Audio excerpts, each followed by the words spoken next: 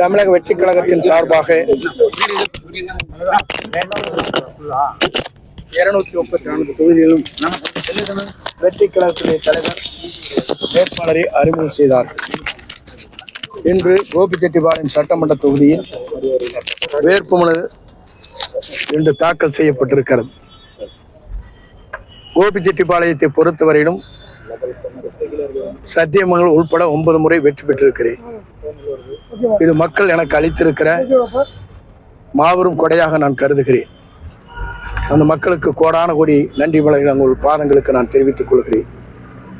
தமிழக வெற்றி கழகத்துடைய தலைவர் இன்று நாளை தமிழகத்தை ஆளப்போகின்ற எதிர்கால தமிழகத்துடைய நம்பிக்கை நாயகனாக வரக்கூடிய இளைஞர்கள் மட்டுமல்ல, அனைவருமே அவர் வெற்றி பெற வேண்டும், நல்லாட்சி தமிழகத்திலே தர வேண்டும் என்று மக்கள் விரும்புகிற தலைவராக, நாளை தமிழகத்தை ஆளப்போகிற தலைவராக தலைவர் தளபதி அவர்கள், விஜய் அவர்கள் இன்று அனைத்து வேட்பாளையும் வாழ்த்தி அனுப்பியிருக்கிறார்.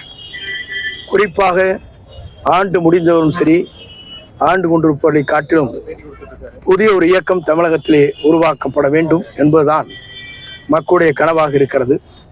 குறிப்பாக 50 ஆண்டு காலத்திற்கு பிறகு ஒரு மாற்றம் தமிழகத்திலே வேண்டும் என்று விரும்புகிற காரணத்தின் அடிப்படையில் புதிதாக மட்டுமல்ல, தனக்கு இருக்கின்ற அனைத்து வசதிகளை விட்டுவிட்டு தனக்கு கிடைக்க வேண்டிய அந்த திரையுலகத்தில் உச்சகட்டத்தில் இருப்பதை தேவையில்லை, மக்களுக்கு பணியாற்றுகிறேன் என்று சொல்லி இன்று பணிபுரிய வந்திருக்கிறார்கள்.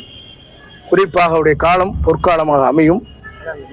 ஆகவேதான் மக்கள் ஒரு மனதாக இன்று அவரை வெற்றி பெற செய்ய வேண்டும் என்பதுதான் மேலை நாடுகளிலிருந்து பணியாற்றக்கூடியவர்கள், குழந்தைகள், இளைஞர்கள், பெரியவர்கள், தாய்மார்கள், தொழிலாளர்கள், விவசாயிகள், தொழில் நடத்துகின்றவர்கள் அனைவருமே விரும்புகிறார்கள். ஆகவே மாற்றம் உருவாகும், வெற்றி என்பது அவருடைய தலைமையிலே உருவாகும் என்பதை நான் மகிழ்ச்சியோடு நான் தெரிவித்துக் கொள்கிறேன். இந்த தொகுதியை பொறுத்தவரையிலும் மக்கள் என்றைக்குமே என்னை நேசிக்கக்கூடியவர், மக்களை நான் நேசிக்கக்கூடியவர். மக்கள் தீர்ப்பே மகேசன் தீர்ப்பு.